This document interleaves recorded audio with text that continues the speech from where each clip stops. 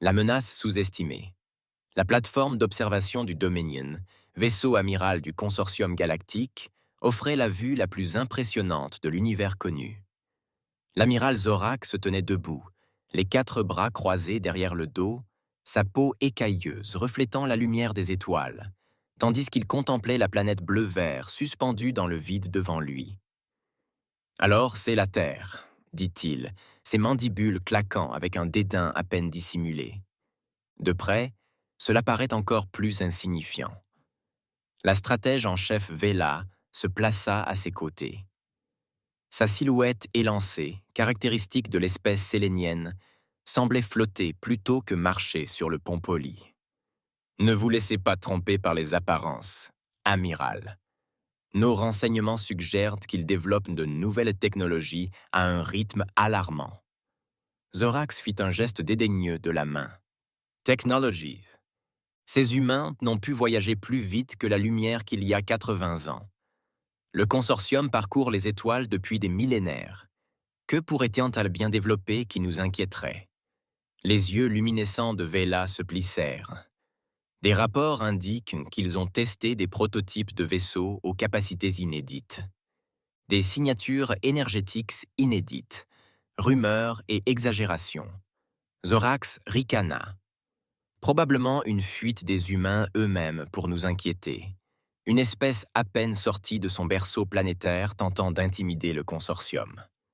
C'est risible. L'amiral se tourna vers son subordonné, un imposant guerrier Dracari nommé Krell. Que révèlent nos scans? La voix de Krell résonnait comme un coup de tonnerre au loin. Leurs défenses orbitales sont minimales. Principalement un armement satellitaire archaïque et une poignée de vaisseaux de guerre conventionnels.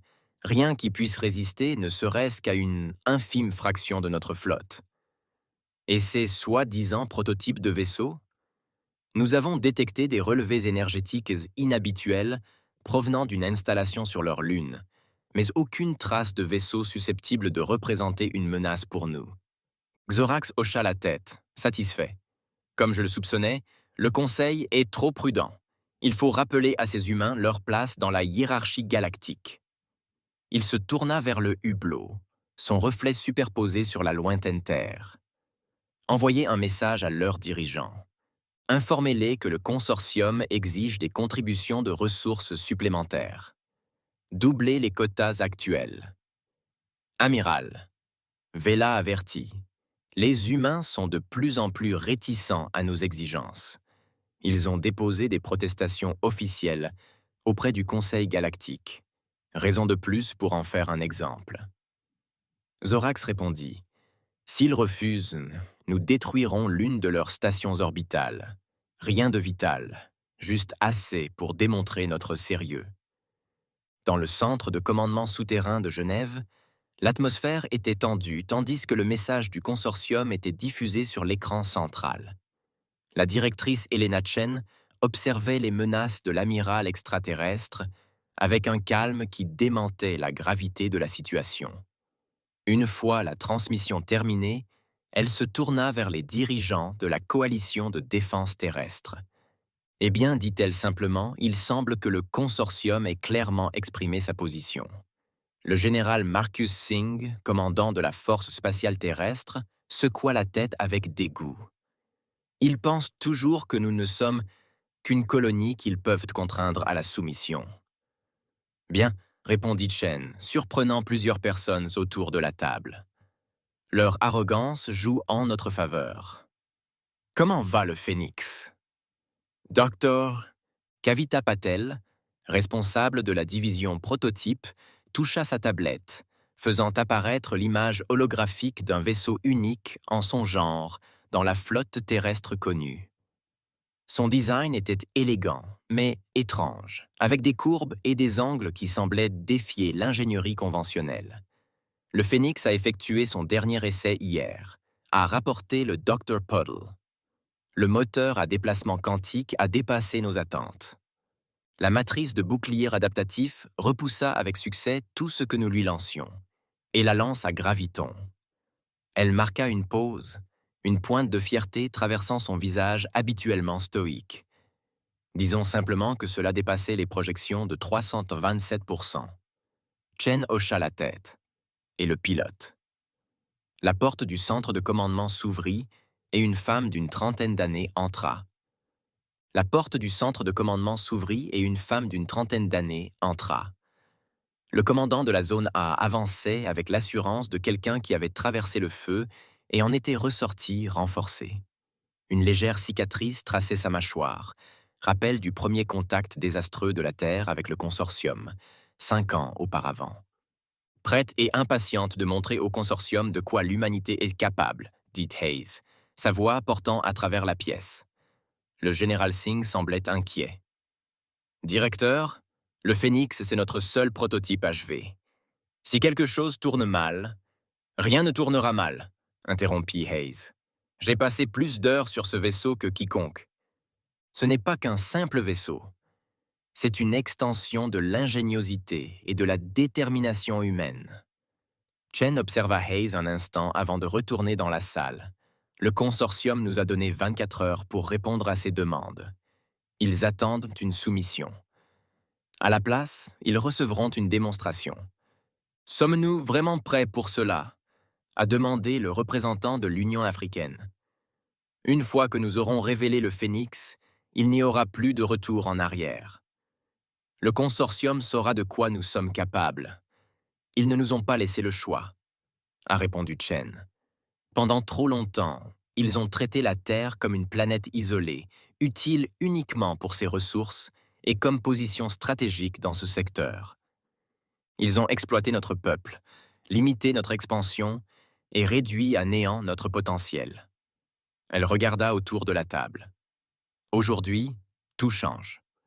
En orbite autour de Jupiter, caché dans les ceintures de Raki, de radiation qui offrait une protection naturelle aux capteurs du consortium, le Phénix attendait son heure. Le vaisseau était étonnamment petit comparé aux imposants croiseurs du consortium, mesurant à peine 100 mètres de long, avec une coque d'obsidienne épurée qui semblait absorber la lumière plutôt que la refléter. Dans le cockpit, le commandant Hayes effectuait ses vérifications préalables au lancement. L'interface murale, une autre innovation dont le consortium ignorait tout, bourdonnait en se synchronisant avec sa conscience. Phénix au contrôle. Tous les systèmes sont au vert, annonça-t-elle. Prêt pour le déploiement. À vos marques. Confirmé, Phénix. La voix du directeur Chen répondit par le système de communication. La flotte du consortium a rejeté notre réponse et se positionne autour de notre colonie lunaire. Ils se préparent à cibler la station de recherche Copernicus pour leur démonstration. Hayes sentit sa mâchoire se serrer. Plus de 2000 civils travaillaient à Copernicus, dont des familles avec enfants. Il était temps de leur montrer notre démonstration. Procédez comme prévu, commandant. Bonne chasse. Hayes prit une profonde inspiration tandis que le compte à rebours commençait dans son esprit, projeté par le lien neuronal.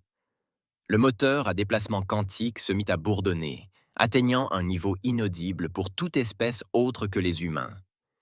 Le Phénix décolle dans 3, 2, 1. Le vaisseau n'accéléra pas tant qu'il cessa d'exister à un endroit pour réapparaître à un autre.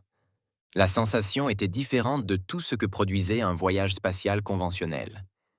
Un étirement momentané de la conscience, puis une soudaine clarté. Là où Jupiter avait peuplé l'écran un instant plus tôt, la Terre et sa Lune se détachaient désormais sur l'obscurité de l'espace, et entre elles, l'imposante silhouette de la flotte du consortium. 20 navires de guerre disposés en formation de pinces classiques pour le bombardement orbital. Contrôle, j'ai un visuel sur la flotte du consortium, rapporta Hayes. Ils ne m'ont pas encore détecté. Compris, Phénix. Vous êtes autorisé à engager le combat. Hayes s'autorisa un léger sourire. Il est temps de nous présenter correctement. L'amiral Zorax observa avec satisfaction sa flotte se positionner autour de la Lune. La réponse humaine à ces exigences avait été, comme prévu, provocatrice, pleine de noblesse et de rhétorique sur la souveraineté et les droits. De tels concepts étaient un luxe offert aux puissances capables de se défendre, et non à des espèces naissantes, qui peinent à trouver leur place parmi les étoiles. Visez la station Copernicus, ordonna-t-il. Rendement minimal. Frappe de précision. Nous voulons les effrayer, pas provoquer le Conseil inutilement. Les effrayer, pas provoquer le Conseil inutilement. Système de ciblage verrouillé. Amiral, confirma Krell. Armes chargées en attente de vos ordres. Vela, qui étudiait le débit de données, se raidit soudain. Amiral, nous détectons une signature énergétique. C'est... Je n'ai jamais rien vu de tel. Source, demanda Zorax. Je n'arrive pas à la localiser. C'est comme si c'était partout et nulle part à la fois. Zorax allait dissiper ses inquiétudes lorsqu'un petit objet se matérialisa juste devant le Dominion. Un vaisseau de conception inconnue, si proche qu'il remplissait le hublot. « Qu'est-ce que c'est » siffla-t-il. « Comment a-t-il pu passer notre grille de détection ?» Avant que quiconque puisse réagir, une voix retentit sur tous les canaux de communication du consortium, s'exprimant dans un standard galactique parfait. « Attention, flotte du consortium. Ici le commandant Aria Hayes des Forces de défense terriennes. Vous violez l'espace souverain de la Terre et vous vous préparez à commettre un acte de guerre contre des civils. Éteignez immédiatement vos systèmes d'armes et retirez-vous. » Zorax fixa le petit vaisseau avec incrédulité, puis éclata de rire. Un seul vaisseau. Les humains envoient un vaisseau pour défier la puissance du consortium. Il fit signe à son officier de communication. « Ouvrez un canal. » Une fois la connexion établie, il parla avec une condescendance délibérée. « Vaisseau humain, ici l'amiral Zorax du consortium galactique. Votre courage est remarqué, mais déplacé. Retournez sur votre planète et informez vos dirigeants que pour cette insolence, nous allons détruire 2 de vos stations au lieu d'une. » Il y eut un silence avant que l'humain ne réponde. « Amiral, je détecte des verrouillages de ciblage sur plusieurs vaisseaux de votre flotte. Je vous conseille vivement de reconsidérer votre décision. »« Vous n'êtes pas en position de donner quoi que ce soit, » gronda Zorax. « Ceci est votre dernier avertissement. »« Non, amiral, » répondit la voix humaine, soudain glaciale. « Ceci est le vôtre. » Zorax coupa la communication et se tourna vers Krell. « Détruisez cet insecte. »« Avec plaisir, amiral, » répondit l'officier d'armement, en activant le canon à particules principal du Dominion. Le rayon se dirigea vers le Phénix, mais se courba autour de lui comme dévié par un champ invisible, poursuivant sa route dans l'espace sans faire de dégâts. « Impossible, » murmura Krell. « Tous les vaisseaux, ouvrez le feu !» ordonna Zorax, son sang-froid finissant par se briser. L'espace autour du Phénix s'illumina tandis que les armes énergétiques de 20 vaisseaux de guerre du consortium convergeaient vers le petit vaisseau terrestre. L'espace d'un instant, le vaisseau disparut entièrement dans la lumière aveuglante du barrage. Lorsque le fuselage se termina et que la lumière s'éteignit, le Phénix resta complètement désarmé. Zorax le fixa, stupéfait. « Qu'est-ce que c'est ? Comment ?» Avant qu'il puisse terminer, le Phénix se mit en mouvement. Non pas avec l'accélération lourde des moteurs conventionnels, mais avec une vitesse et une grâce incroyables, comme si les lois de la physique ne s'appliquaient tout simplement pas. Il disparut, réapparaissant à côté d'un des croiseurs lourds du consortium. Une impulsion d'énergie, différente de toutes les armes rencontrées par le consortium, jaillit du vaisseau terrestre. Les boucliers des croiseurs, conçus pour résister aux armes les plus puissantes de la galaxie connue, s'effondrèrent instantanément. Une seconde impulsion frappa le vaisseau désormais sans défense, et l'imposant vaisseau de guerre se désintégra, ses liaisons moléculaires semblant se rompre d'un seul coup. Le pont du Dominion se tut tandis que le croiseur, un vaisseau ayant survécu à des batailles à travers 3 galaxies, se dissolvait en un nuage de particules. « Par le vide éternel, » murmura Vela, « qu'ont donc créé les humains, le jugement de l'humanité. » La destruction du croiseur du consortium planait dans l'espace tel un linceul fantomatique, un nuage se dissipant là où se trouvait un puissant vaisseau de guerre quelques instants plus tôt. Sur le pont du Dominion, l'amiral Zorak se figea, son esprit peinant à assimiler ce qu'il avait vu. À tous les vaisseaux, puissance de feu maximale. Il rugit enfin. Encerclez ce navire. Rien ne peut résister au feu concentré de toute la flotte. Les 19 vaisseaux de guerre restants du consortium manœuvraient frénétiquement, tentant d'encercler le Phoenix. Mais le vaisseau terrestre se déplaçait avec une rapidité et une précision incroyables, son moteur à déplacement quantique lui permettant d'apparaître et de disparaître plus vite que les systèmes de ciblage du consortium ne pouvaient le suivre. À bord du Phoenix, le commandant Hayes travaillait en parfaite synchronisation avec son vaisseau via l'interface neuronale. Les informations affluaient directement dans sa conscience. Positions ennemies, état des armes, intégrité des boucliers, tout était traité à une vitesse humaine. Le Phénix n'était pas qu'un simple vaisseau. C'était l'aboutissement de 2 décennies de développement secret, intégrant une technologie issue de la rétro-ingénierie de multiples sources extraterrestres et des innovations uniques de l'humanité. Contrôle, ici le Phénix, annonça calmement Hayes, en évitant un autre tir de barrage.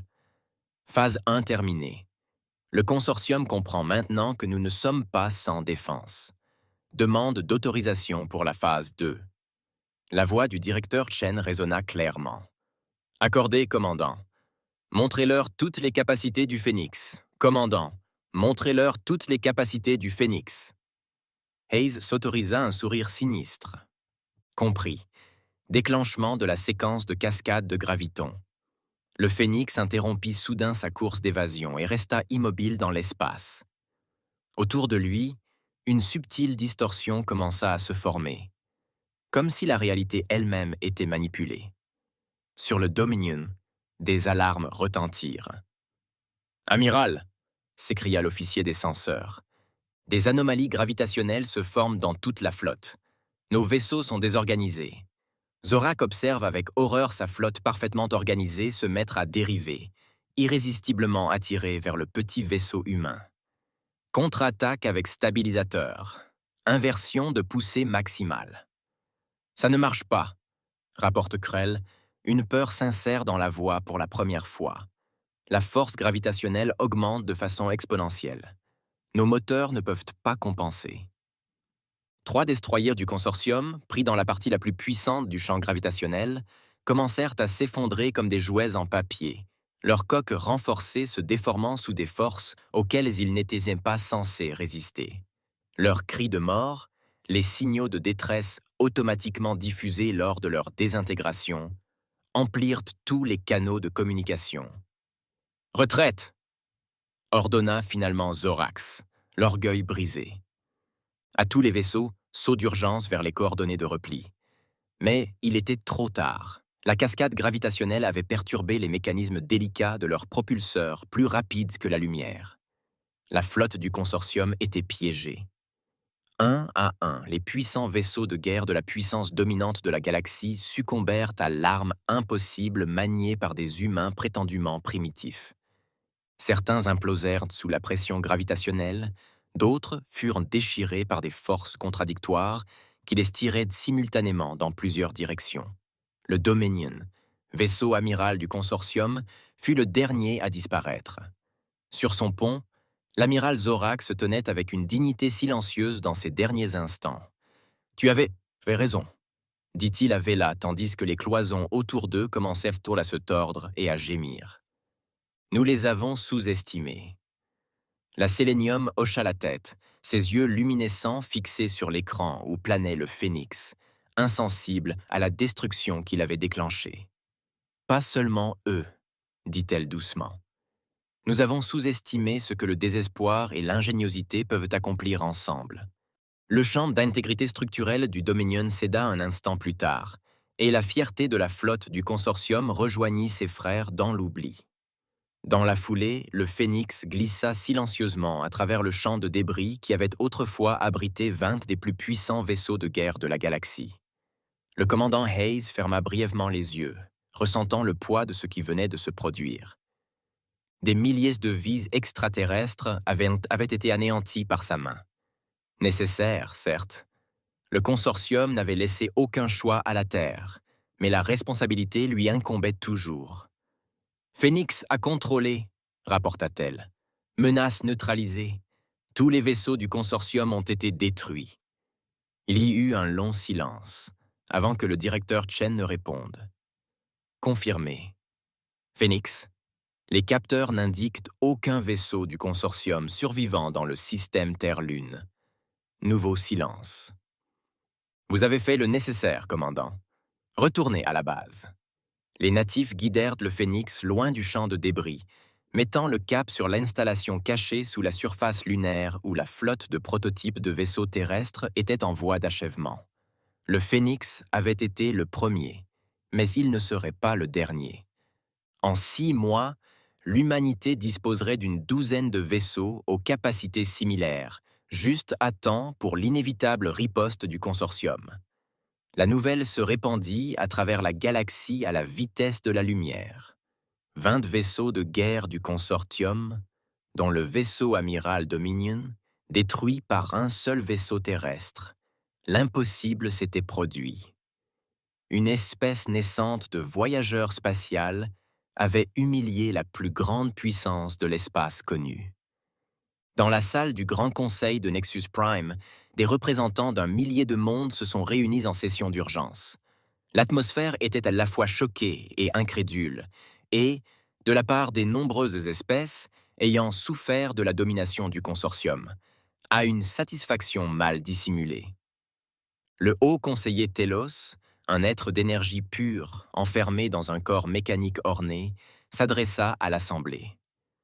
Pendant 10 000 ans, le consortium galactique a maintenu ce qu'il appelait l'ordre dans ce secteur. Aujourd'hui, nous avons assisté à la fin de cette ère. La voix du conseiller résonna dans la chambre. Les humains de la Terre, longtemps considérés comme des primitifs indignes d'être membres à part entière du Conseil, ont fait preuve d'une technologie qui bouleverse notre compréhension du possible. Des murmures se répandirent dans la chambre. Un représentant d'un des mondes alliés du consortium se leva. « Ô conseiller, cette attaque exige une réponse. Les humains ont commis un acte de guerre contre le consortium. » Après que le consortium eut menacé des cibles civiles et refusé de se retirer après avertissement, un autre représentant, venu d'un monde qui avait longtemps souffert de la domination du consortium, a répliqué. Selon nos propres lois, les humains ont agi en état de légitime défense. Le débat a fait rage pendant des heures, mais l'issue était inévitable. L'équilibre des forces avait irrévocablement basculé. Quelle que soit la technologie développée par les humains, elle avait rendu la supériorité militaire du consortium obsolète du jour au lendemain. 3 jours après la bataille, le directeur Chen et le commandant Hayes se tenaient dans le bureau ovale de la Maison-Blanche, face au président de la coalition Terre réunie. Le consortium a retiré toutes ses forces de notre système. Le président les en a informés.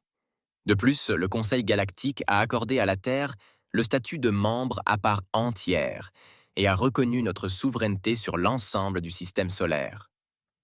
Ils nous craignent désormais, observa Hayes d'une voix neutre. Ils nous respectent, corrigea Chen. La peur et le respect se ressemblent souvent en politique galactique. Mais il existe une différence cruciale. La peur mène à la haine et finalement aux représailles. Le respect peut mener à la coopération. Le président acquiesça. C'est pourquoi nos prochaines étapes sont cruciales. Le Phénix et ses vaisseaux jumeaux nous permettent de nous défendre, mais ils nous donnent aussi un levier pour négocier une relation plus équitable avec la communauté galactique. Et si les négociations échouent? Demanda Hayes. Nous démontrerons alors que la destruction de la flotte du consortium n'était pas un hasard, répondit le président d'un ton sombre. Mais j'espère que nous n'en arriverons pas là. L'humanité n'a pas atteint les étoiles pour perpétuer le cycle de violence qui a failli nous détruire sur Terre. Hayes regardait par la fenêtre le Washington Monument, scintillant au soleil matinal. Pourtant, nous avons construit le phénix comme une arme. Nous l'avons construit comme un bouclier, rétorqua Chen. Un moyen de dissuasion. Ce n'est pas parce que nous avons dû l'utiliser une fois que nous devons l'utiliser à nouveau. Le président se leva de derrière son bureau. Vous avez tous deux servi l'humanité avec distinction. Le projet Phénix nous a assuré une place parmi les étoiles, mais nous sommes désormais confrontés à un défi différent. Prouver que nous méritons cette place, non seulement par notre force, mais aussi par notre sagesse. Hayes hocha lentement la tête. Le consortium nous a sous-estimés, car il ne pouvait imaginer qu'une jeune espèce puisse égaler ses prouesses technologiques. Nous ne devrions pas commettre la même erreur en sous-estimant le pouvoir de la diplomatie, simplement parce que nous avons désormais la main mise. Exactement, a acquiescé le président. Demain, je m'adresserai au monde pour annoncer notre nouveau statut au sein de la communauté galactique. Le lendemain, nous avons accueilli des représentants du Conseil galactique pour entamer des relations diplomatiques officielles. Le président a souri. Et commandant Hayes, ils ont expressément demandé à rencontrer le pilote du Phénix. Hayes haussa un sourcil. Moi? Pourquoi? Parce que vous incarnez l'émergence de l'humanité comme une puissance redoutable, expliqua Chen, la femme qui a vaincu à elle seule la flotte du consortium. Hayes fronça les sourcils. Je n'ai fait que piloter le vaisseau. C'est le travail de milliers de scientifiques et d'ingénieurs qui a rendu cela possible. C'est précisément pour cela que vous êtes le représentant idéal, a déclaré le président. Vous comprenez que notre force ne vient pas de l'héroïsme individuel, mais de notre ingéniosité et de notre détermination collective. En quittant le bureau ovale, Hayes et Chen se sont arrêtés dans la roseraie. Au-dessus d'eux, à peine visible dans le ciel bleu, une nouvelle constellation de lumière était apparue. Les vaisseaux d'observation du Conseil galactique. Les vaisseaux d'observation du Conseil galactique. Maintenant, une distance respectueuse avec la Terre. Tout change maintenant, dit Hayes doucement. Chen hocha la tête. L'humanité est entrée sur la scène galactique. Nous avons prouvé que nous pouvons nous défendre. Elle se tourna vers le commandant. Maintenant, nous devons prouver que nous pouvons être plus que de simples guerriers. Le commandant. Maintenant, nous devons prouver que nous pouvons être plus que de simples guerriers. Hayes leva les yeux vers les vaisseaux lointains, pensant au Phénix qui attendait dans son hangar lunaire et à la flotte de vaisseaux jumeaux en voie d'achèvement. Des armes d'une puissance sans précédent, créées par des mains humaines. « Nous le ferons », dit-elle avec une confiance tranquille. Le consortium pensait connaître l'humanité grâce à notre brève histoire. Brève histoire parmi les étoiles. Ils n'ont jamais pris la peine d'étudier notre histoire sur Terre. Comment nous avons survécu, nous sommes adaptés, avons évolué. Elle sourit légèrement. Nous avons toujours été à notre meilleur lorsque nous étions sous-estimés. Au-dessus d'eux, comme en guise de réponse, l'un des vaisseaux du Conseil capta la lumière du soleil et brilla brièvement telle une nouvelle étoile.